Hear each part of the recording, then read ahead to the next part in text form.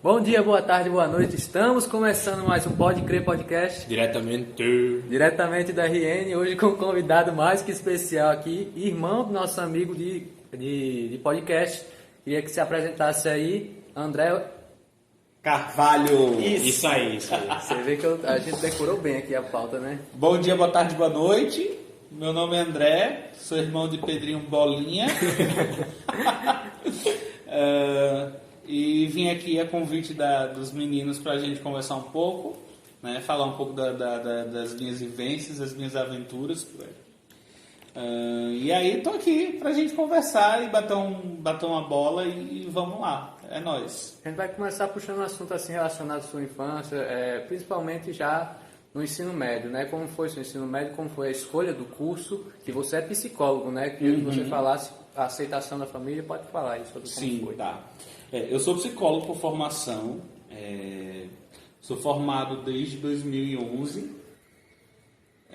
Para mim, o curso de psicologia sempre foi uma questão de vocação, né? Eu acho que está em mim o ser psicólogo, a identidade de psicólogo já existia em mim e o curso só fez ativar, né, o que eu carrego, né? Bom, quando eu tinha mais ou menos... Eu estudei no ensino médio no Salesiano, São José, época de Mário Sérgio,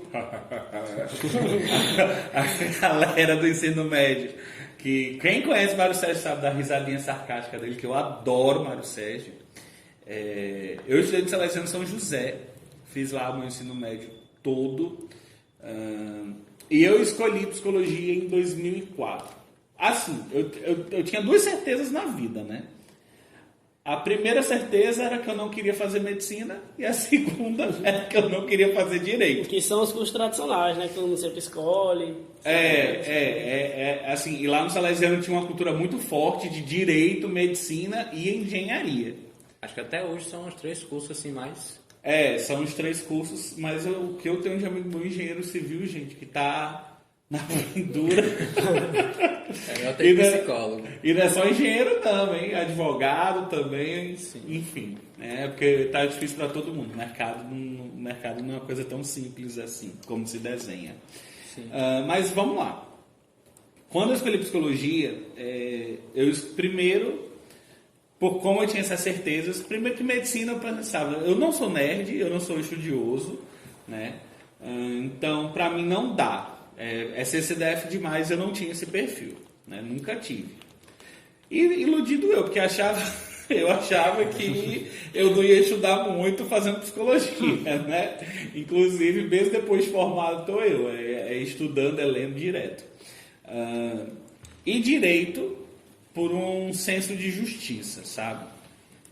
Eu sempre achei tudo muito injusto, o sistema injusto. Eu acho que fazer direito para mim seria muito frustrante, porque seria aquela tentativa de lutar e morrer na praia. E aí Uma frustração, né? Uma frustração. E foi aí que eu identifiquei que eu era humano demais. E nessa busca de o que eu vou fazer na vida, e eu vou ser muito sincero, eu acho que essa é uma decisão muito séria e muito... às vezes muito difícil para um adolescente, sabe? Fico com a sensação de que parece que você está escolhendo o rumo da sua vida. E se você erra esse rumo... São anos perdidos, teoricamente. É porque dão essa ideia, né? Você é colocado desde criança que você vai decidir o rumo da sua vida no pré-vestibular. Exato. Tanto que tem muita gente que não sabe, tá perdido, inclusive eu. Até o pré, você tem que decidir. Você tem que decidir. O que você quer na sua vida. E é como se a sua vida dependesse em função disso. Então, assim, claro, hoje, gente, eu olho assim, eu falo, gente, que besteira, sabe? Se você tem, óbvio, se você tem discernido dentro de você aquilo que você tem como potencial, aquilo que você sabe fazer, maravilhoso. Mas a verdade é que a escola, ela prepara para o Enem, mas ela não prepara para a vida. Exato. E a família que tem essa função, muitas vezes também não exerce. Às vezes está muito mais preocupado com o Enem do que fazer A educação da pessoa, própria né? educação. Nem só isso, a família tem muito mais uma preocupação de que eu quero que meu filho tenha dinheiro. Eu quero que meu filho fique bem. Né? Eu quero que meu filho tenha o melhor. Alguém tem que dar certo na família. Alguém tem que vencer nessa família. Aí, em falar da família, como foi a reação da família assim que você disse que queria fazer psicologia? Olha, minha mãe falou assim, você quer passar fome? Né? Meu pai ele não gostou muito não. Meu pai ele fez uma cara assim, mas meus pais nunca foram muito de interferir nas minhas decisões. Eu acho que isso, pelo menos da minha parte, foi muito saudável. Eles nunca interferiram. Sim. Assim, no início, bem no início mesmo, eu pensava em fazer publicidade, porque eu era muito criativo. Então, assim, e eu sempre fui muito elogiado na escola pelos meus professores pela minha criatividade. Eu sempre tive um talento muito pro artístico, pro cênico, pro teatro. Então, eu, a princípio, na minha ilusão, eu pensava em fazer algo assim. Artista. Voltado para... Criação. Para criação, enfim. Só que eu sempre ouvi aquela coisa. Não dá dinheiro, seu primo fez, é um fudido. Não vai, que você vai seguir o mesmo caminho. E aí aquilo me travou, né? E hoje eu vejo, caramba, se eu tivesse feito, eu teria sido muito foda. Mas ok, não fiz. E eu procurei também outras questões em mim. E a psicologia foi onde eu percebi na adolescência que eu tinha uma facilidade muito grande de conversar com as pessoas, uma capacidade de empatia muito grande e ao mesmo tempo de dar bons conselhos. Eu era procurado muito pelos meus amigos para uma conversa mais... Aquela conversa que eu não abro com ninguém, mas eu consigo me abrir com você. Sim, e eu falava assim, mas por que tu consegue se abrir comigo? Era a minha pergunta. Não sei, André, com você eu sinto que não tem julgamento. E aí a pessoa desabafava a vida inteira. Foi quando eu percebi que eu tinha esse talento para psicologia. Meus pais não aceitaram. Tenho gente na família que é psicóloga, minha tia, né? Ela achou super legal, mas falou a realidade de mercado. André, financeiramente é muito instável. Ou esse mês você tem, esse mês você não tem, né? Psicologia há 15 anos atrás, eu acho, né? Quando eu decidi, 16, 17 anos, né? Foi no ano 2004 que eu decidi. Por incrível que pareça, 16 anos atrás, ainda o preconceito, hoje existe, imagina 16 anos atrás, né? É quase uma geração anterior, 20 anos. O estereótipo de que psicologia é pra doido. Psicologia é pra doido. Ninguém leva a sério, a profissão não é levada a sério. A própria psicologia discutindo isso, né? Enquanto ciência, tentando quebrar esse tabu, quebrar essa barreira. Então, foi muito difícil eu aceitar que eu seria pobre. Porque quando eu escolhi a faculdade, eu escolhi a psicologia sabendo que eu não vou ser o milionário, né? E essa é uma realidade forte na psicologia, mas hoje eu não consigo enxergar dessa forma. Você hoje, fez por amor. Eu fiz por amor, isso. Mas hoje eu entendo que dinheiro não é causa, dinheiro é consequência. E aí é que muitas vezes as pessoas veem de forma errada. Né? O povo pensa que ser médico é que dá dinheiro, ser advogado é que dá dinheiro. E não é bem assim que acontece. O que faz você ter dinheiro é você ser um bom profissional e você fazer aquilo que você faz com esforço. De repente você não vai ser a pessoa mais rica do mundo, mas você vai conseguir se manter, você vai conseguir se viver. Foi com psicologia que eu comprei meu carro, que eu comprei minha casa, que eu fiz viagens, conquistei minha independência, que eu fiz minhas viagens, entendeu? Então, assim, no fim das contas, foi ruim? Não, né? Então, eu falo muito, eu penso muito de que escolha aquilo que você realmente percebe que você tem um dom, que você tem uma vocação para aquilo. Quando você escolhe algo pensando na consequência enquanto causa, a escolha está errada. Foi exatamente o meu argumento no primeiro, só que é o contrário. Eu penso no dinheiro mesmo. Exato. Mas eu ainda estou me formando. Inclusive, assistam o nosso primeiro podcast e o segundo episódio que já saiu. Tá também com um entrevistado biólogo. Mas, e aí? Como você entrou no curso, você logo de cara já se apaixonou ou você pensou em desistir? Foi paixão imediata. Foi paixão imediata. Galera da faculdade muito boa, os professores muito bons. Eu fiz na UniRN, a faculdade de psicologia, muito bem conceituado o curso, né? Muitos dos professores, na época, depois foram para o UFRN, né? Então tem muitos professores meus que estão lá hoje como professores da UFRN. E foi um período muito mágico, real. A faculdade é um período que eu sinto falta. Se eu pudesse viver a faculdade mais anos, eu voltaria. Tanto é que hoje, um dos meus objetivos é ser professor de universidade. Quero fazer mestrado, quero fazer doutorado, porque eu gostei do ambiente da universidade. Interessante. Mas você acha que isso foi a sua realidade, ou você percebe que é uma realidade como um todo? Tipo, todos os universitários, você acha? É uma realidade de quem se encontra no curso. Por exemplo, meu curso começou com 70 pessoas. Nossa. Se formaram 15. Nossa. Assusta um pouquinho. Então, assim, como é que funciona isso, né, no ambiente da universidade? Por exemplo, na universidade particular, a gente tem alguns poréns. A gente tem a questão de que é pago. Então, às vezes, as pessoas elas não têm dinheiro para continuar o curso, mas não é também a maior proporção. Muitas vezes é porque rolou mesmo, foi a falta de identificação, a desmotivação. A faculdade ela tem uns períodos que uns períodos mais chatos mesmo. Teve um período na faculdade que eu pensei em desistir, foi no terceiro ano, porque eu estava achando que estava fugindo muito do que eu achava que era.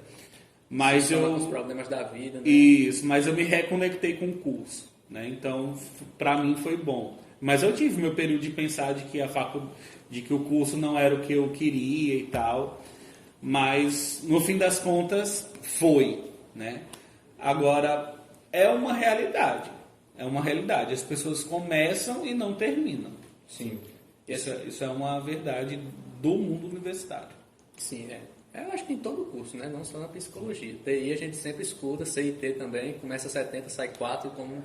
Exato. Tem cursos, por exemplo, na UFRN tem cursos que é porque é difícil mesmo e a pessoa não... É ralado. Tem cursos, por exemplo, que são facílimos para você entrar. O curso de Geografia, por exemplo. O curso de Geografia é o curso, talvez, um dos mais fáceis que tem para você entrar na UFRN. Mas Geografia é um dos cursos mais conceituados no Brasil, é o da UFRN. Portanto, é um dos mais difíceis para você concluir. Porque é extremamente puxado. O processo deve ser bem pesado, né? Sim. Exige um esforço. Deve ser tido. Tem cursos que parecem ser fáceis demais para entrar, mas nos finalmente não são. Né? Porque exige um estudo muito grande. Então, tem isso sim. Certo. E essa questão do mestrado, do doutorado, da especialização, isso foi uma coisa que você já tinha em mente ou agora que você sentiu falta, como você comentou? Foi uma questão de querer ser um melhor profissional? Não foi essa história de ser melhor profissional, não. Nada a ver com ser melhor profissional, né? Eu confesso que eu me garanto no que eu faço enquanto profissional. Por quê? Porque eu gosto. Sim. Né? Naturalmente eu tenho paixão no olho. Eu sinto muita vibração, energia mesmo quando eu estou fazendo o que eu gosto. Então, consultório, quando eu trabalhava em RH, eu fazia tudo com muita paixão. Desenvolver pessoas, já trabalhei com treinamento de pessoas, né? Gestão de líderes. Então, assim, para mim sempre foi muito empolgante. Sim. Agora, a questão de mestrado, doutorado, não é para ser um profissional melhor. Eu quero fazer porque eu tenho interesse na docência. E aí, se eu quero trabalhar em ambiente de universidade, eu preciso dos títulos, né? Então, a questão de mestrado e doutorado, claro, vai me tornar um profissional extremamente melhor, mais qualificado, mas o objetivo de eu ter os títulos é para eu dar aula, porque hoje eu tenho o sonho de dar aula. Como eu falei, eu gosto de passar, conteúdo, então, de passar o que eu vivi, as minhas experiências, né? Então, eu me encontro muito enquanto professor. Você já foi professor já, né? Já. Eu já dei aula em curso técnico de segurança do trabalho, técnico de enfermagem, técnico de radiologia. Já dei aula nesses cursos profissionalizantes de desenvolvimento pessoal. Né? Em empresas, eu já dei treinamento de equipes, então já lotei auditório com mais de 100 pessoas, eu dando palestra. Então, assim, isso tudo foi a psicologia que me proporcionou. E eu sou muito grato à minha profissão. Assim que você se formou, teve tanta dificuldade para ingressar em algum mercado? Que nada. Que nada. Pelo contrário, eu fui um dos primeiros da faculdade a, antes de me formar, já estar contratado, de carteira assinada. Muito bom. Por quê? Primeiro, a psicologia ela tem várias áreas. Quando você pensa em psicologia, a primeira coisa é consultório, né? Trabalhar em clínica. Na verdade é só o que vem na minha cabeça. E na realidade você tem um leque de opções. Você pode trabalhar na área jurídica, você pode trabalhar na área esportiva, você pode trabalhar na área hospitalar, você pode trabalhar na educação, você pode trabalhar em escola, você pode trabalhar em prefeitura, você pode... Nossa, é um leque de possibilidade de atuação do psicólogo, né? Em um hospital psiquiátrico. E eu fui para RH, eu comecei com RH. Eu fiz o meu estágio clínico, né? Lógico, psicologia eu quero ter a vivência de consultório. Sim. Então, a minha ênfase foi em psicologia clínica, né? Porque quando chega lá no 4º ano, os 2 últimos anos, você escolhe a ênfase que você quer. As universidades aqui têm 3 ênfases: organizacional, educação e clínica. Eu escolhi a clínica. Por que eu escolhi a clínica? Para mim foi estratégia. Eu já tinha estágio na área de RH e eu estava trabalhando em RH. Então eu falei, eu já tenho vivência de RH, quem me ensina é o mercado. Então na faculdade eu vou para o que não me ensinam lá fora. E aí eu escolhi clínica. Né? E para mim facilitou muito esse ser camaleão. Se eu precisar trabalhar com RH, eu tenho experiência. Se eu precisar trabalhar com clínica, eu também tenho experiência. Então para mim foi jogada. E eu acho que eu fui super estratégico com isso. Por quê? Comecei a estagiar em 2008 para 2009. Foi meu primeiro estágio. Foi na área de recursos humanos, né? Psicologia organizacional, que a gente chama. Depois eu fui para trabalhar em empresa de ônibus. Quando eu fui para trabalhar em empresa de ônibus, eu já fui como carteira assinada, mas como assistente de recursos humanos. Né? Quando eu me formei, pouco antes de me formar, a empresa me fez uma proposta para eu virar analista. Né? Pegando diploma, carteira, mudar a função para analista. O analista trabalha mais com o quê? Só com... O analista de recursos humanos, em Natal, né? Muitas vezes em algumas empresas ocupa mais a função de gerente. Sim. E de supervisor. É uma questão de nomenclatura muito errada. Né? Mas o analista de RH ele é muito responsável pelos processos de recrutamento e seleção, de treinamento, desenvolvimento, integração, qualidade de clima. Ele desenvolve essas funções dentro da empresa. Né? Os testes psicológicos, por exemplo, né? Os psicotestes, tudo isso é responsabilidade do analista de RH, com ênfase em recrutamento e seleção. Porque a área de gestão de pessoas tem um universo também. Você tem a parte de departamento de pessoal, que é uma parte mais burocrática, admissão, demissão, aquela coisa mais... Tem a parte contábil, que é questão dos benefícios e enfim, salários, proventos, descontos. Tem a área de remuneração, tem a área de treinamento, tem a área de recrutamento e seleção, tem a parte de gestão mesmo, né? Qualidade de vida dos colaboradores, enfim. É um outro universo também. Tá? E eu fiz como eu já estava trabalhando na empresa como assistente, eu comecei foi na Trampolim da Vitória que eu trabalhei. Foi em 2009 que eu entrei, final de 2009 para 2010. Não, foi 2010, no início de 2010. Eu passei 2 anos e pouco lá, né? Que eu me formei. Pouco tempo depois que eu me formei, eu recebi uma proposta melhor em outra empresa. Eu saí da Trampolim, fui para outra empresa e assim aos poucos eu fui crescendo na área de RH. Sim, né? Entendi. Mas também foi um período que eu fiz, que eu comecei a fazer minhas viagens. Né? Sim, por exemplo, foi que uma das coisas que vocês queriam que eu falasse aqui, né? Uhum. Eu fiz uma viagem para os Estados Unidos em 2009 para 2010, exatamente há 10 anos atrás, né? Sim. eu fiz um intercâmbio e o programa desse intercâmbio é Work and Travel. O que é esse programa?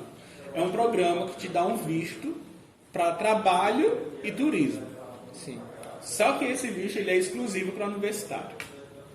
Então, tem vários programas de intercâmbio para você fazer.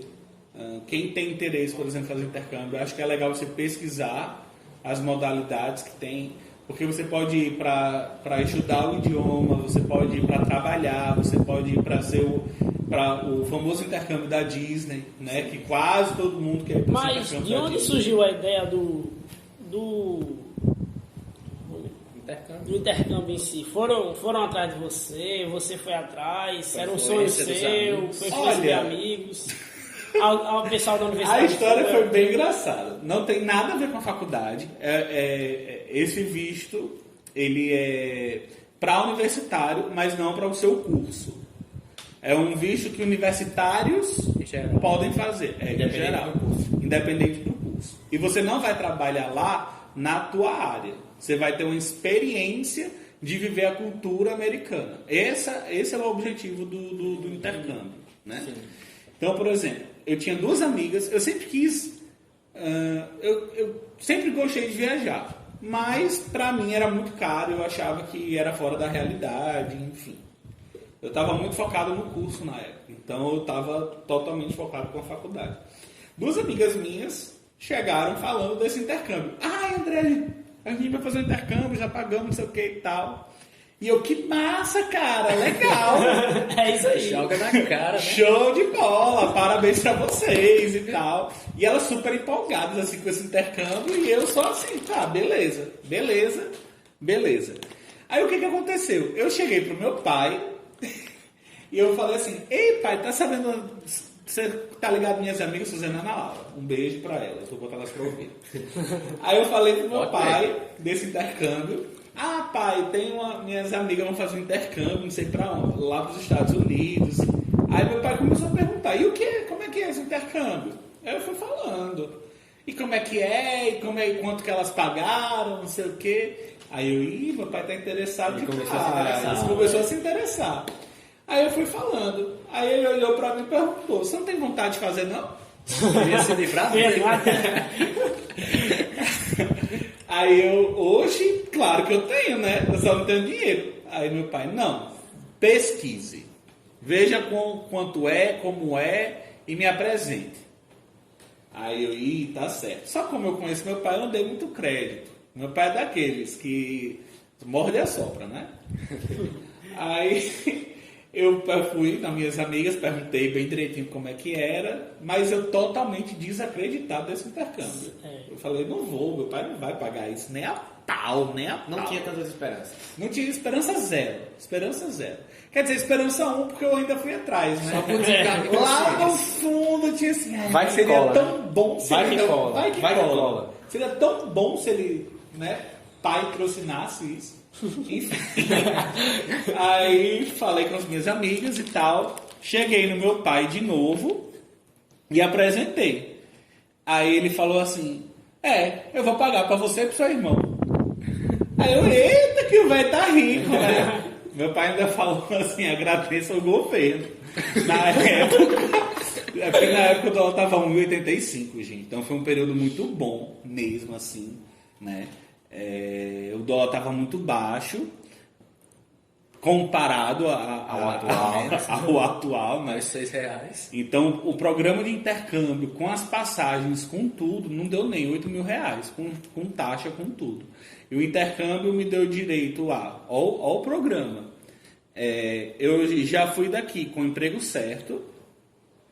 Então, eu trabalhei lá numa rede de fast food, Wendy's, né? Fui com o emprego, fui com a casa, já.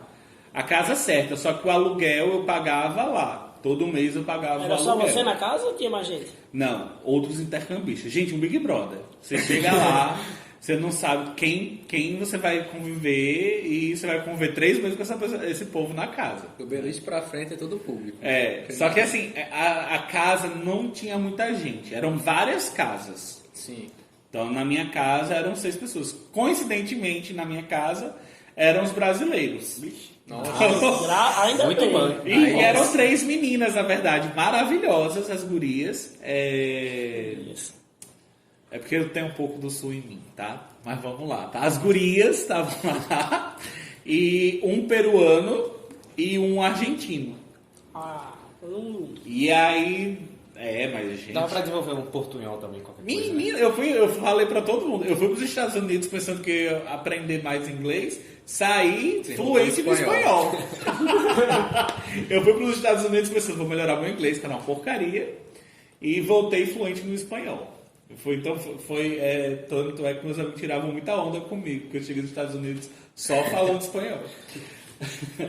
Mas, enfim, intercâmbio extremamente barato, e meu pai ficou maluco, né? Meu pai chorou, emocionado. Era uma viagem que eu queria fazer e hoje eu posso proporcionar aos meus filhos. Então, assim, no fim das contas, eu que estava totalmente desinteressado, foi muito mais importante para o meu pai do que para mim, na época, a experiência. Legal. Só que a experiência do intercâmbio é uma experiência muito interessante. É uma experiência muito massa. Esse intercâmbio que eu fiz é um intercâmbio de independência. Então, por exemplo, você tem que se virar lá fora. E uma coisa que eu percebi, e conhecendo alguns amigos meus que já moraram fora, é o seguinte. Hoje, por exemplo, no período da pandemia, eu sei que está muito forte a ideia das pessoas quererem ir embora do Brasil. Eu mesmo quero, né? Eu só não tenho dinheiro. Mas uma coisa que eu percebi lá fora é que lá fora, sabe aquela coisa de que a grama do vizinho sempre é mais verde? Sim. Pronto, essa é a história. Cada país tem seus problemas, né?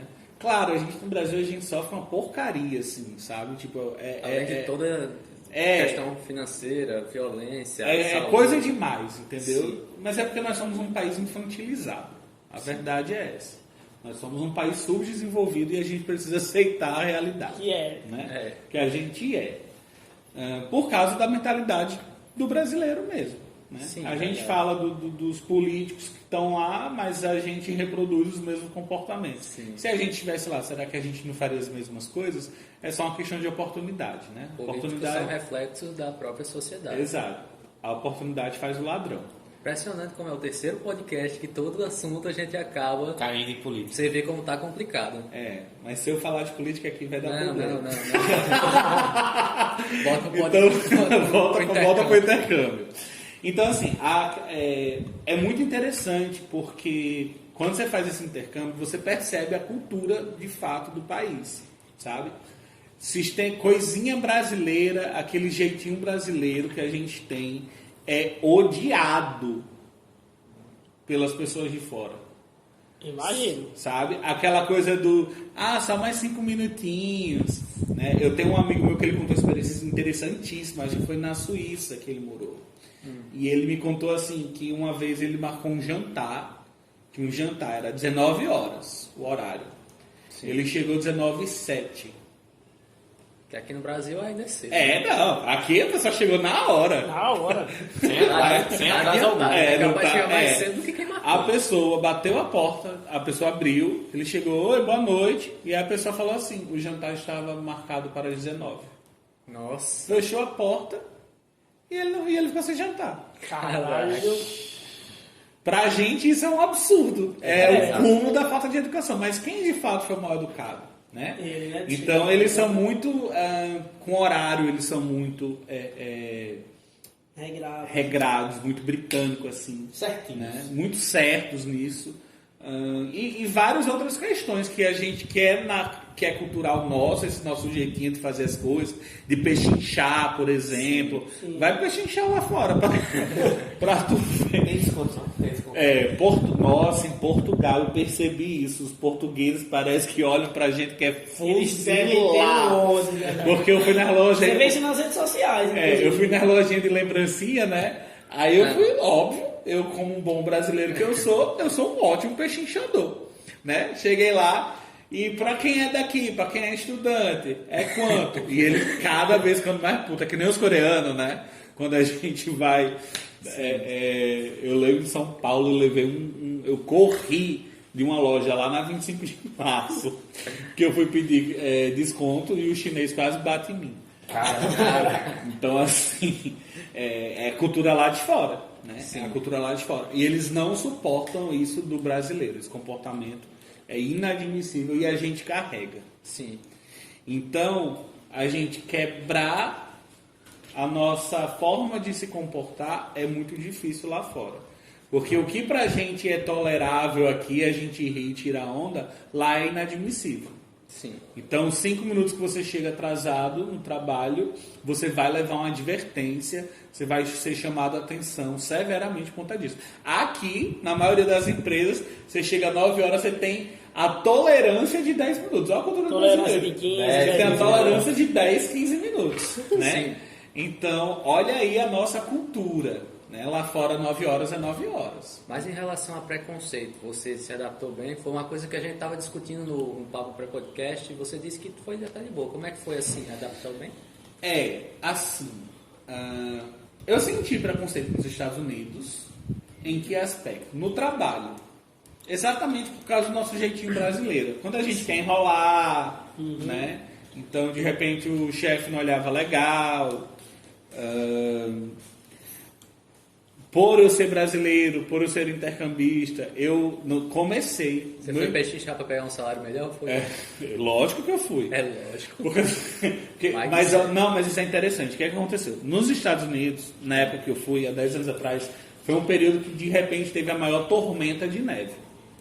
E esse programa que eu fui é o seguinte, você vai com a casa certa, tipo, tem um lugar para você dormir e tem um trabalho. Agora é com você, se vira, pague suas contas, pague o aluguel, seja homem, viva a sua vida. Se você atrasar alguma coisa, é problema seu. É problema seu. Sim. Se vire. Então, assim, quando eu cheguei lá, eu fui com $1.000 no bolso, que é o que recomendo o intercâmbio. Então, cheguei lá com $1.000 para alguma eventualidade. Por quê? Porque eu ia trabalhar, então eu só ia receber depois de um mês. Qual cidade você estava? Eu fiquei em Hershey, na Pensilvânia. Cidade do chocolate. Isso, Hershey's, quem conhece aí Hershey's, eu trabalhei lá na fábrica de chocolate, inclusive, também. Eu vou contar essa história da fábrica, porque o que aconteceu? Quando eu cheguei lá, eu fui trabalhar no Wendy's, que é uma rede de fast food. Só que teve um período de tormenta muito grande de neve. Foi a maior tormenta das últimas décadas, desde 1970. Então, o que aconteceu? Lá você ganha por hora. Sim. Então, eu ganhava uma média de $7,25 por hora trabalhada. E aí, o que aconteceu? Nevou, carga horária foi lá para baixo, teve dia que eu nem trabalhei, porque simplesmente fechou. Com neve, era neve que bateu no meu joelho. Eu tenho foto, eu de sunga na neve. Não é brasileiro, sendo brasileiro. A gente vai até chamar a atenção no condomínio por conta disso, mas... É uma curiosidade, essa só uma interrupção rápida. É melhor, é frio ou calor, na sua opinião? Muito frio ou muito calor? Eu amo frio. Eu amo muito frio. mais de frio. Eu gosto do calor... Eu gosto de frio, mas eu tenho medo do extremo. Eu gosto do calor para tomar um banho de praia para um dia de piscina. Sim. Pro dia do lazer. Se eu for para piscina, se eu for para praia, sol, perfeito. Mas tirando isso, você pode ficar na neve. É melhor passar frio que passar calor. Melhor passar frio, porque frio você bota casaco, a pele fica melhor, o cabelo fica mais bonito, você fica mais apresentável. Calor, você tá todo encralacado no suor, a pizza debaixo do braço. Não dá pra tomar banho. Sai do banho pingando de suor. Então, eu sou do frio. Né? Eu gosto muito do frio. Também. E lá, na época, eu peguei temperaturas de 7 graus. Não me imagino. De menos 3. Aqui em Natal bate 20 já todos os edredons. Fora 20, batendo 25 eu já tô Eu peguei menos 3. Meu irmão, porque eu fui para um estado, ele foi para outro, ele foi para Boston. Meu irmão pegou menos 13. Nossa. Eu levei um casaco daquele de esquimó mesmo, aquele grossão. Pesadão, né? Pesadão. E claro, segurei o frio tranquilo, né? Sim. 3 calças, 3 camisetas. Você se monta todo para sair. Eu tinha calça térmica, que é o que chamam, né? A calça, a cirola. Além da calça térmica, eu colocava a cirola e a calça jeans. Então, 3 peças. Sim. Aí camiseta básica, uma camisa fechada e o casaco. 3 peças de roupas. 3 peças de roupa. Então, por aí. Quais foram os estados que você foi mais por lá? Que você foi mais por uma questão de aproveitar, você não estava pensando... Querer conhecer. Esse visto, ele é para o tanto trabalho, e quem quiser juntar dinheiro com o trabalho e voltar, faz isso. Um amigo meu, ele foi para fazer isso. Amigo meu, porque eu fiz a plataforma lá. Eu não conhecia ninguém. Mas, nossa, eu conheci um monte de lugar. Só que assim, com essa questão da neve, o que aconteceu? Minhas horas caíram, eu me lasquei. Sem trabalho, sem dinheiro. Foi quando eu tive que desenrolar um segundo emprego, um segundo job. Aí, lá você ganha muito dinheiro, mas você tem que trabalhar muito. Sim. E eu lembro, foi um dos períodos que eu mais trabalhei na vida. Eu trabalhava uma média de 72 horas por semana. Nossa senhora, é muita coisa. Eu trabalhava na fábrica de chocolate 40 horas. São 3 dias. Só que assim, eu fiquei muito feliz, porque na fábrica de chocolate era quase $10 a hora. Nossa. E era 40 horas. Era fechado. 40 horas semanais. 8 horas por dia. Então, 8 horas por dia. Então, foi muito bom. Eu consegui fazer dinheiro graças à fábrica. Aí foi quando eu desenrolei. Só que olha só, eu trabalhava 10 horas da noite até as 5, 6 da manhã, mais ou menos. Madrugada ainda por Madrugada. No frio. Aí eu saía da fábrica de chocolate e ia para o restaurante Wendy's, né? Sim. No Wendy's eu pegava em torno de 7 da manhã e ia até umas 2 da tarde. Nossa. Saía do Wendy's, eu ia para casa, tomava banho, dormia, acordava 9 horas da noite, botava a roupa e ia o trabalho lá na fábrica. Era esse rojão. Mas assim, dinheiro, era só pensando no dinheiro. Por quê? Porque sem dinheiro, como é que eu ia ficar o último mês lá? Verdade. Que era o turismo, mês de turismo. E eu fiquei muito feliz porque isso aconteceu. Porque o que aconteceu depois disso? Aos poucos a neve foi diminuindo, então a carga horária foi começando a aumentar, foi começando a esquentar, o inverno foi acabando, então o Wendy's começou a aumentar as horas. Nas primeiras semanas no Wendy's eu trabalhava 10, 12 horas, eu terminei trabalhando 30 horas. Então foi bem legal, mas foi muito puxado. Chegou a última semana, teve dia que eu faltava, eu falava assim, não aguento mais, vou me dar o luxo de perder $30 hoje, entendeu? Porque o corpo realmente já não aguentava mais. Imagina. Agora sim, é rojão. Você quer dinheiro, lá você tem. Agora você tem que trabalhar. É diferente daqui no Brasil. Essa história de dinheiro fácil que nos Estados Unidos é só chegar... Não é dinheiro fácil, muito pelo contrário, é muito ralado. E aí as pessoas acabam sentindo falta do Brasil. Sim, que era uma coisa também que a gente estava comentando, né? Que o Brasil ele tem seus defeitos, mas ainda assim ainda é um bom país para se morar. E todo país tem suas complicações também. Brasil é Brasil, né, velho? Muita gente vai achando que vai mudar de vida, mil maravilhas. E não, é uma realidade totalmente diferente, mas você sofre muito para chegar aonde você quer, né? Você tem que entender que você não é da água para o vinho.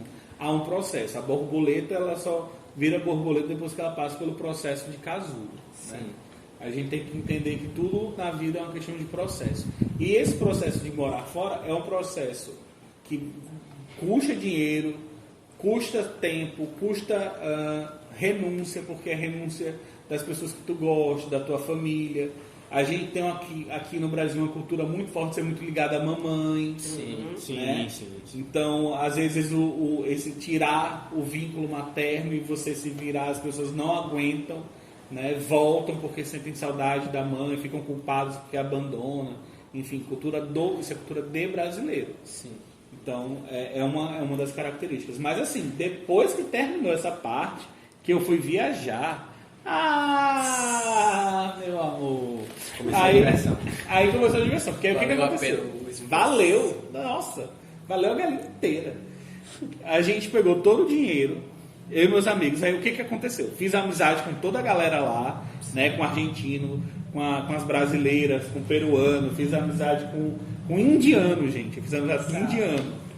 Então, assim, foi muito louco. A gente pegou o dinheiro, a galera que foi realmente fazer o 4º mês de turismo.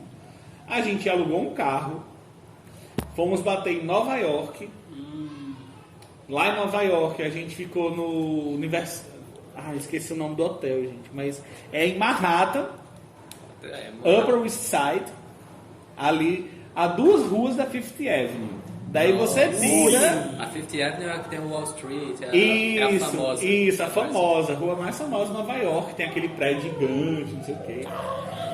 Então a gente ficou umas 2 ruas ali da principal.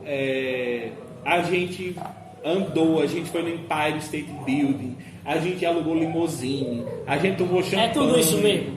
Aí a gente viveu o sonho americano. Aí eu também não fiquei contando moeda. A gente tomou champanhe na limousine ao som de New York.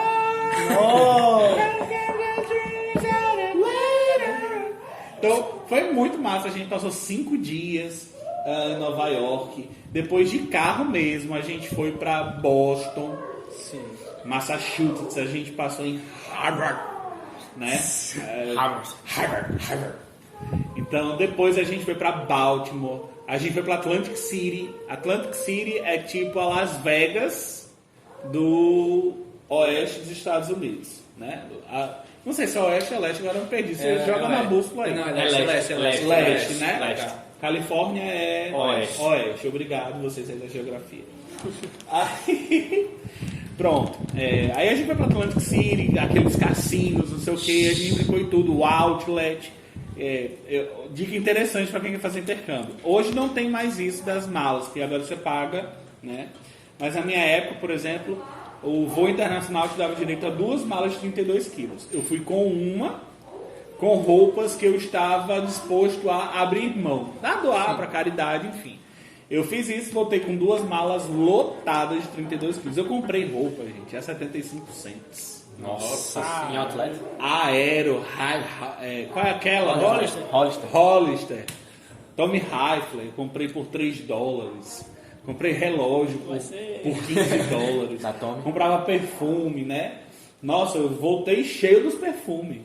Tinha nem nada. Victoria's Secret era minha lembrança para as minhas amigas. Toma aqui um hidratante Victoria's Secret pra você. Apenas. Que lá eu comprava 8 por $5. Nossa senhora. Aqui na época era 80, 90 reais. Né? Então dá para fazer dinheiro sim, né? Se eu quisesse trazer para vender, meu irmão é viciado do videogame. Então meu irmão trouxe o PlayStation, acho que era o 3 na época, era o PlayStation 4, não lembro qual que era, o mais famoso.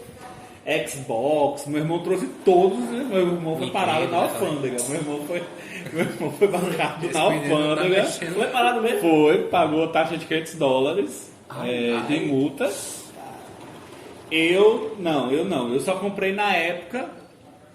O iPhone estava sendo lançado, mas era $1.000 o iPhone. Uma porrada. Já o iPod Touch, que era, tipo, tinha as mesmas funções quase do iPhone, era $100. Então, tipo, há uma diferença bem gritante, né? Então, que eu comprei o iPod na época. Na época não tinha esse negócio de telefone com WhatsApp aqui no Brasil. Eu lembro que eu tinha aquele Nokia já com que o teclado era um computadorzinho e tal. Sim. Mas a gente não tinha essa modernidade toda, né? Todas as cidades, qual foi a que você mais gostou? Eu gostei demais. Eu amei Washington DC. Nossa, tu visitou a Casa Branca? Visitei a Casa Branca, não pude entrar. A Casa Branca você não pode entrar. Dá um oi pro Obama, né? Era ele. Mas era Obama. Era tipo Obama. Só que eu fui tem um museu lá que é o Madame Tussauds.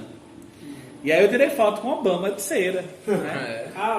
Tirei foto com o famoso. Gente, os Estados Unidos têm uma cultura muito incrível. Então, por exemplo, em Washington DC, eu não gastava $1 para entrar em museu. Eu fui em um museu em Washington DC, que é o Museu do Holocausto, né? Foi o Museu do Holocausto da Segunda Guerra Mundial. Cara, foi um museu, eu lembro como se fosse ontem, eu andando, eu tô falando aqui, eu tô lembrando a cena, eu andando no museu. O Museu do Holocausto da Segunda Guerra Mundial, extremamente forte, você sai assim arrasado. Eu fui no memorial do World Trade Center, né? Isso, Museu Nacional de História, aquele onde foi gravado o filme Uma Noite no Museu. Nossa, esse filme. Então, muito velho. e museu que assim, de graça, cara. Você não paga nada para entrar. E museu que você passa 2 dias. Museu aqui no Brasil a gente tem a ideia de que é só quadro. É verdade. Mas como a cultura de museu aqui é fraca, sinceramente. É fraco mesmo. Mas lá, por exemplo, eu ficava impressionado com os museus que eu ia. O Museu do Holocausto, para mim, foi extremamente marcante. O memorial lá, né? Um muro enorme, com o nome de todas as pessoas que morreram. Assim, muito impactante, né? Foi uma experiência incrível. Agora aprendi muito. Você aprende muito, aquilo que eu falei, né? Eu super apoio quem quer fazer intercâmbio. Mas eu tô com vontade agora. Eu tô com uma vontade absurda de... É muito massa, mas também você sente muita falta de muita coisa. Por exemplo, pra mim teve um dia que eu senti muita falta do cuscuz da minha mãe, Do feijão com arroz. Imagino. dos amigos, né? Porque quer queira, quer não, pra mim foi uma experiência muito a lá Big Brother. Com a única diferença, eu não ganhava R$1 milhão de reais no final, né? E assim, aquelas pessoas desconhecidas de repente é a tua família, né? E é com eles que você troca ali. Então realmente fica uma coisa muito intensa. E graças a Deus na minha casa a gente foi uma família. Além de que não tinha as comunicações, né? Rede social, que dava pra você falar. E quando você não tem a cultura, por exemplo, de falar a língua, fica mais difícil ainda, porque você não tem muito entrosamento, né? Eu fui desenvolvendo isso lá. Então, por exemplo, na primeira semana eu não sabia contar onde é que é. Como é que eu faço para virar a esquina em inglês, eu não sabia. Sim. Até que chegou um dia que eu estava no ônibus e eu tive uma crise de riso, porque de repente eu estava pensando em inglês o que é que eu tinha que fazer no dia. Então foi muito impactante, muito interessante, e agora sim, foi extremamente barato, foi maravilhoso. E aí tem, só que agora, né, depois disso foquei muito na minha carreira mesmo. Né? Sim. E só que aí esse ano eu fiz um cruzeiro. Qual foi esse cruzeiro? Eu fiz o famoso cruzeiro soberano, é o cruzeiro soberano. Como é que funciona esse cruzeiro? É um cruzeiro que você vai para a Europa de navio, 11 dias de navegação. Ele para em alguns lugares, 3 lugares, não lembro, Costa Verde, Mindelo e Lisboa, que é a parada final, né? Pronto. E aí, 11 dias de navegação, tudo incluso, tudo, 6 refeições, bebida, tudo incluso. Eu sei exatamente como é que é. Porque eu já fiz um cruzeiro, então tem uns esse privilégio. Isso, tem uns cruzeiros que você tem que pagar bebida à parte. Então, e no cruzeiro é tudo em dólar. Então, é tudo muito caro. Uma água, $4 é o quê? Eu tô pagando R$20 no copo d'água. Então, né? E a água do cruzeiro em si, a água da torneira, é uma água horrível. Água da torneira. Porque é a água do mar, né? Tratada ali, né? Tratada. Então, eu fiz esse cruzeiro. Qual foi a ideia? Uma amiga minha em Floripa, ela queria tirar a cidadania dela em Luxemburgo. Eu estava morando em Floripa. E aí ela me chamou pra ir com ela. Beleza, vamos, é nóis. A gente pagou o cruzeiro, dividiu no boleto e vamos embora. O cruzeiro baratíssimo. A gente pegou uma promoção, acho que ficava R$11 mil. Tipo, para 11 dias, para o estrangeiro, não sei o quê. Duas pessoas, né? Não era para uma pessoa. Para 2 pessoas.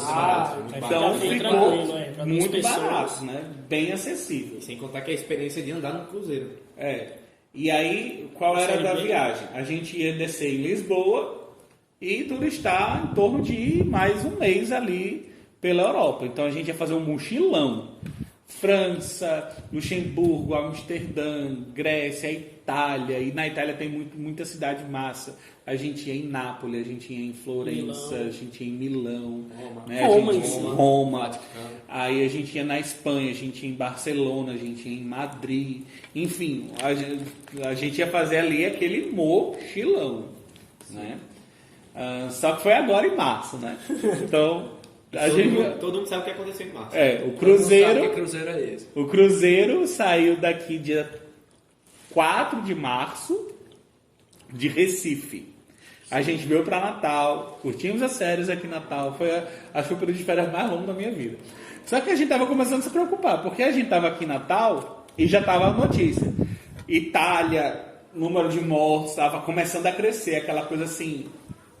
Tava uma epidemia, exponencial. Já estava declarada a pandemia. Sim. Mas eu liguei pro Cruzeiro perguntando se eles iam cancelar, com política de cancelamento. Eles disseram que não ia ser cancelado, não sei o que e tal. E se a gente quisesse cancelar, a gente pagava uma taxa de cancelamento. E eu falei, caraca, a gente vai se lascar, né? Então vamos.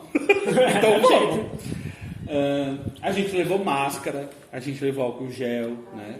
Porque a gente imaginou que quando a gente chegasse lá, provavelmente a gente ia andar com máscara, mas ia tranquilo. Não tinha nada fechado. Não tinha nada fechado. Como se nada tivesse acontecido. Tá rolando a pandemia, mas com os cuidados. Ninguém tem aquela proporção ainda, né? Isso, a gente não estava tendo ideia do que estava acontecendo de fato. A TV não estava mostrando ainda já a realidade. Até que a gente no Cruzeiro, a diversão rolando, e festa todo dia, e samba, e pagode, e não sei o quê, um monte de... Porque o Cruzeiro só brasileiro? Cruzeiro só brasileiro. Só tinha brasileiro. Porque esse é um cruzeiro que ele vai fazer o turismo dos europeus. Então ele está voltando para a Europa para começar a estação deles lá. É tipo, aí para aproveitar que eles vão fazer o transatlântico, né? Eles vão cortar o oceano. Para eles não irem sozinhos, eles fazem um pacote promocional para os brasileiros. Aí por isso que, mas é famosíssimo esse cruzeiro. Sim. E só que esse cruzeiro que eu fui tinha muito idoso, muito idoso. E muito casalzinho. Não era o cruzeiro dos solteirões, né? Aquele da boizada. Mas ainda assim, um cruzeiro muito animado. Enfim, maravilhoso cruzeiro, gente. Maravilhoso. Chique. Eu de manhã, eu acordava, tomava aquele café chique de rei e ia pra piscina com uma tacinha de champanhe. Tudo frio, entendeu? Sim. E ficava lá o dia inteiro, e tinha resenha com os animadores, não sei o quê. Enfim, maravilhoso. Até que o porto de Costa Verde não autorizou a gente descer. De Mindelo. Costa Verde primeiro, eu acho. Não lembro. Isso é Portugal? Não, era África. Costa Verde, o país. Era uma ilha. Na África, a gente não pôde descer. A gente amanheceu vendo a cidade e ele falando, estamos aguardando apenas a autorização. 7 horas da manhã, o povo pronto para descer. Deu 11 horas da manhã, deu meio-dia, o navio parado e eles não autorizaram a gente descer. Motivo? Pandemia! Começou o buchicho que tinha gente com Covid dentro do navio. E o desespero tomou conta, porque só tinha idoso. Putz, caralho. O desespero tomou conta do navio, todo mundo começou a ficar desesperado e a gente estava apenas no 8º ou era 7º dia de navegação. Nesse cruzeiro, gente, é interessante falar o seguinte: quando você faz esse cruzeiro, você compra um pacote de internet que é oferecido pelo navio. Só que essa internet é caríssima, é em dólar e é uma porcaria. Então, só os ricos mesmo que compram isso. E internet. Então, na real, ninguém tinha informação de porcaria nenhuma. Tava todo mundo lá, se divertindo, samba, carnaval tava rolando no navio, a gente sem saber de nada do que tava rolando. Sim. Até que a gente não desceu. Então, quando a gente não desceu, bateu o desespero. Tá rolando alguma coisa, tá rolando treta aí. A gente saiu A gente não foi autorizado, a gente seguiu viagem. E aí começou o bafafá dentro do cruzeiro, né? E é interessante, porque esse é um cruzeiro que a temperatura de repente muda. Até ali na África é quente, quente, quente, quente lá fora. À medida que você vai subindo para a Europa, começa a esfriar. Essa mudança de temperatura... Deixa todo mundo com sequelado. E todo mundo começa a ficar dentro do navio e ninguém mais sai de dentro do navio. Então é todo mundo respirando o mesmo ar, aquela coisa abafada. É normal adoecer no final de um cruzeiro desse. É normal ficar gripado num cruzeiro desse no final. O que é que aconteceu? Muita gente gripou. Eu fui um. E eu gripei de ficar arriado, de febre alta, de tosse, gripe, corpo mole. E eu falei, caraca, eu tô com Covid. Todo mundo desespero, parece que já o babado dentro do navio é que uma pessoa dentro do cruzeiro já tinha morrido de Covid. Porque é natural, é interessante, é natural vai morrer no cruzeiro. Vale? É. Sempre tem um idoso que morre no cruzeiro. Porque tem muita gente idosa que não tem, que é rica, não tem mais o que viver, fica vivendo dentro de cruzeiro. São as histórias que a gente ficou ouvindo dos tripulantes, né? Sim. E eles falam que sempre tem. É normal. É normal. É normal, entendeu? E aí, o babado é que alguém dentro do navio tinha morrido e era Covid, uma pessoa estava isolada, e aí começou. Se alguém tiver o desespero... Gente, é sério, teve briga de uma pessoa subir no Pará, e era a peça mais linda de todos, o famoso Mamma Mia, que eles fazem. Eles fazem uma apresentação de Mamma Mia. Uma pessoa interrompeu a apresentação de Mamma Mia e começou a falar: gente, vocês não estão entendendo, a gente vai ficar isolado, a gente vai ficar sem comida, a gente vai ficar preso dentro desse navio, ninguém tá falando nada. Aí a galera começou a se levantar desesperada dentro desse cruzeiro. Aí a gente desceu em Tenerife a gente conseguiu descer. Aí foi ótimo. Tenerife, todo mundo fez Espanha, né? Espanha. Todo mundo fez a compra em Tenerife, porque quando a gente chegou em Tenerife, a gente se informou com a população o que estava acontecendo. Itália fechada, França fechando, Portugal fechando, os portos fechando. Então, assim, a gente entendeu o que estava acontecendo na Europa. Aquilo que você estava vendo na televisão de 700 pessoas morrendo por dia, dos caixões, dos negócios ainda abertos, a gente não estava tendo noção de porcaria nenhuma disso. Não tem aquela preocupação, né? A gente aproveitar. A gente tava... e aí, de repente, o choque de realidade. Então, o desespero tomou conta, geral. Sim. Todo mundo volta pro cruzeiro preocupado. Foi quando rolou essa baixaria, enfim, a briga lá. Sim. E aí a gente ia descer em Lisboa, né? Lisboa. O ponto final era Lisboa. Sim. Quando a gente chegou em Lisboa, quando a gente estava chegando para Lisboa, na última noite, o capitão, no meio do jantar, anuncia. De repente o cruzeiro para e ele fala: não estamos autorizados em descer em Lisboa, Portugal. Nossa Senhora. E todo mundo Ferro de fome. ferrou. E agora? Né? E ele estava tentando encontrar um porto aberto para que a gente pudesse atracar. Então o desespero começou a tomar conta, porque estava todo mundo dentro do navio naquela. E agora? Vai acabar a comida, vai acabar Aí começou o desespero, né? Aí eles conseguiram um porto na Espanha, porque o soberano é da Espanha. É da Espanha, então conseguiram essa proeza. Só que olha só. Só que aí vem uma parte agora muito pesada. Não, é só ia perguntar se foi imediato ou demorou um tempinho, demorou uns dias, algumas horas. Demorou horas. Ele falou que assim que tivesse informação, falava para todo mundo. Certo. E algumas horas depois ele informou que conseguiram achar um porto em Cádiz, na Espanha, que a gente iria para lá e que ele daria mais informações depois.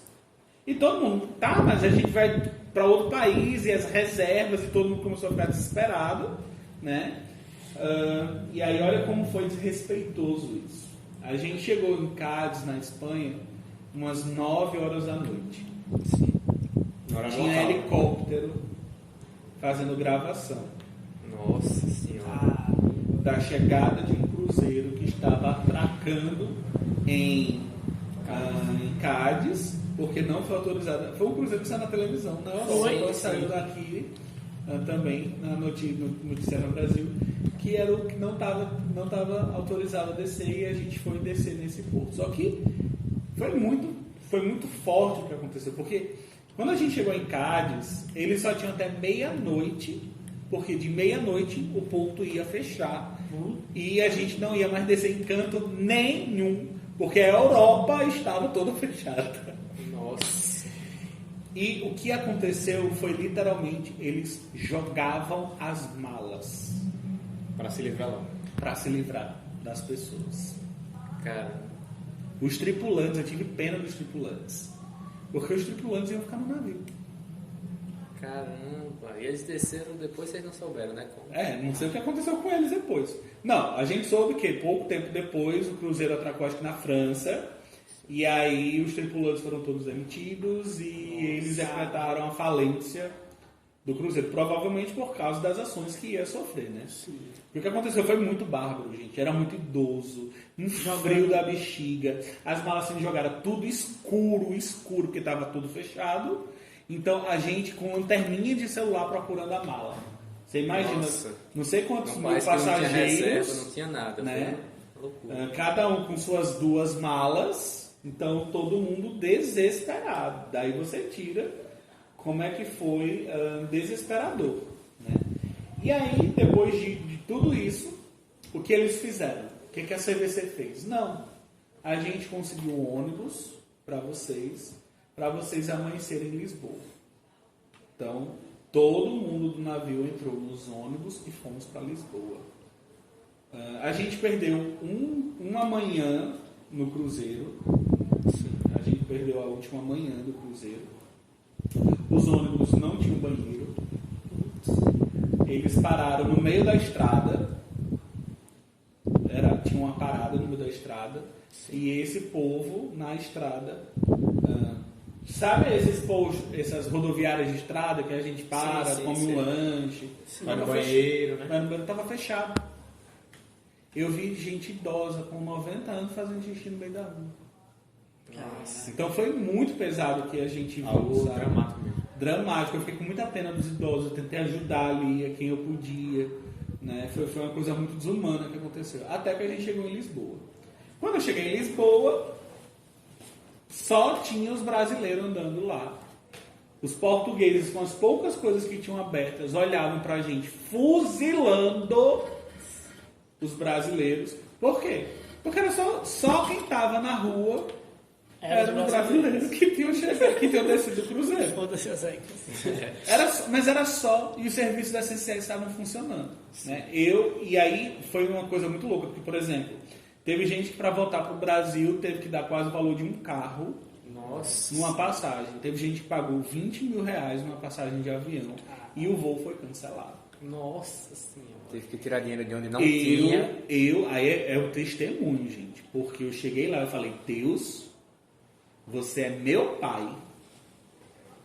E há um propósito para eu estar aqui. Para estar acontecendo tudo isso. Eu não acredito em acasos. Ou é para orar sobre essa cidade, eu vou orar sobre essa cidade. E eu vou decretar cura nesse lugar. Fui lá nas minhas orações e falei, e age em meu favor. Gente, eu fui para a Europa com 400 euros no bolso. Nem 400, foi com 370. Juntou uns trocados e eu fui. Então, assim, quando eu cheguei lá, e o pior, eu tava doente, eu tava com febre, eu estava assim com todos os sintomas de Covid. Não podia ir para o hospital, por quê? Porque era por causa do custo, né? Se eu chegasse lá, tinha que desembolsar alguma coisa. Tinha que desembolsar, eu ia ficar preso lá até pagar, enfim, é uma loucura. Andando, porque eu não tinha o que fazer, Se eu ficasse dentro do hotel tossindo, o povo, todo mundo olhava torto, então eu ia pra rua. Eu falava, gente, o Covid tá passando pra todo mundo aqui. Mas graças a Deus não foi Covid. Depois eu fiz o teste, não foi. Graças a Deus. Graças a Deus. Sim. E naquele mesmo dia que eu fiz essa oração, eu fiz um jejum, eu parei de comer. Nossa. Eu falei, de agora em diante eu vou ficar. Porque já era meu último dia em Portugal. Não, faltava 2 dias. Faltava 2 dias para eu ir embora. Sim. Não, faltava um dia. No outro eu ia já para Amsterdã. Como eu ia para Amsterdã? Tudo fechado, cara. Tudo fechado. Aí eu falei, decreto jejum, a partir de agora não como até o Senhor responder. Minha oração aqui. Quando foi à noite, umas 10 horas da noite, eu e minha amiga, a gente indo dormir, eu olhei pra ela e falei assim, vamos no aeroporto? Ela falou, fazer o quê? A gente vai pegar a nossa passagem de volta. André, mas a gente não tem dinheiro pra... A gente vai pegar a nossa passagem. De algum jeito, mas a gente vai. A gente vai. Me deu um estalo, vamos no aeroporto e vamos pegar esse voo. Aí ela, não, vamos amanhã de manhã. Aí eu pego meu celular, né? Quando eu pego meu celular, uma amiga minha que eu fiz no cruzeiro. Sim. Amiga, você tá onde? Ela, tô no aeroporto. Eu falei, mentira, tô indo pra aí. No mesmo aeroporto lá. No aeroporto. Ela, André, consegui minha passagem sem pagar custo nenhum. Tô voltando depois de amanhã. Nossa. Eu falei, mentira, amiga. Com quem você conseguiu? Aí ela, me diz teu código. Aí o meu código é esse. Aí eu dei o código. Ela, peraí. Aí eu falei, fiquei, Jesus. Não deu 5 minutos. Ela, amigo, consegui pra você e pra Rafaela também. Tá aqui, ó. Nossa. Conseguiu já com check-in feito, voo pra tinha mais um dia. E no outro dia, check-in. Eu falei, amiga, eu fiquei tão desesperado que amiga, peraí, quanto é que ficou isso? Eu imaginei, 20 mil reais, vou vender minha casa. Ok. Ela, amigo, sem custo nenhum. Apareceu um anjo aqui. Quando ela contou a história desse anjo que apareceu, eu falei, gente, foi a oração. Aquela sensação de... Foi a oração. Foi a oração, certeza. Jesus atendeu meu clamor. Fiquei mais crente evangélico do que nunca. Quando a gente saiu, ela me deu já com check-in feito. Tipo, vou estar confirmado, André. Você chega lá e apresentar o papel. Detalhe, por que eu tô falando que essa história é muito louca? Porque ninguém estava conseguindo entrar no aeroporto. Só entrava no aeroporto quem estava com a passagem na mão para viajar. Sim. O segurança parece que não enxergou ela. Ela entrou. A TAP estava fechada e a mulher estava saindo. E ela parou a mulher porque uma amiga dela, que tinha sido atendida, resolveu o problema com ela. Nossa. Diga aí a história, a soma dos fatores. E aí ela desenrolou a minha passagem também. Enfim, aí eu só tive que pagar mais uma diária em Lisboa. Eu falei, eu pago essa diária com todo amor. Eu fico em Lisboa mais um dia aqui com todo amor. E a gente voltou pro Brasil, né? Quando a gente voltou pro Brasil, quando eu cheguei, eu pensei, não, lá, quando a gente chegar em São Paulo, devem fazer o teste com a gente, não sei o quê. A gente deve ser encaminhado, né? Nossa quarentena e tal. Que nada. Cheguei em São Paulo, era aquela fila gigantesca. Foi a primeira vez, inclusive, que eu tive que pegar uma fila para entrar, para mudar de um aeroporto para o outro, de um terminal para outro. Isso foi momento foi em março? Foi em abril. Abril já, e a pandemia já estava fora. Março para abril, eu cheguei aqui no final de março. Cheguei dia 24 de março. Aqui já tinha se decretado a pandemia também. Sim. Já estava tudo fechando. Mas no aeroporto de São Paulo, eu cheguei e fiquei escandalizado. Eu falei...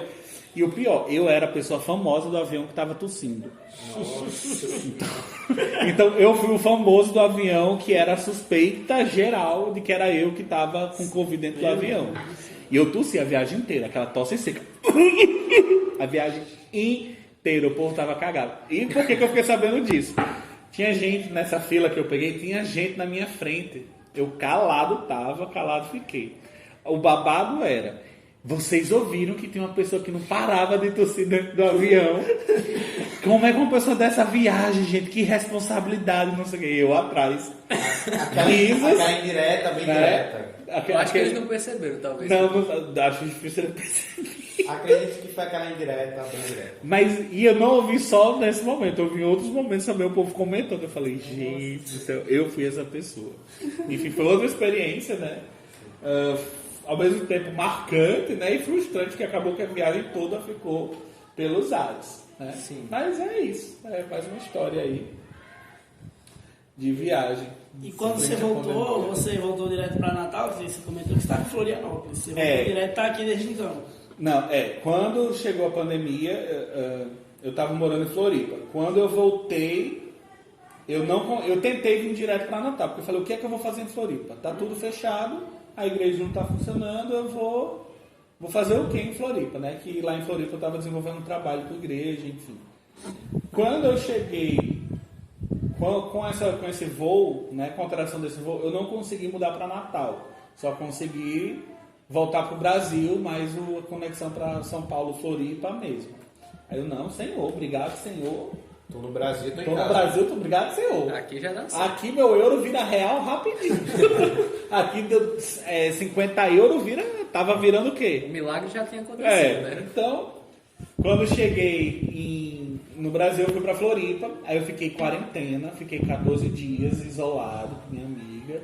Aí depois que passou o isolamento, eu comprei uma passagem, vim pra Natal, fiquei mais 15 dias que eu peguei avião de novo, fiquei mais 15 dias isolado. Um mês nessa brincadeira de isolamento.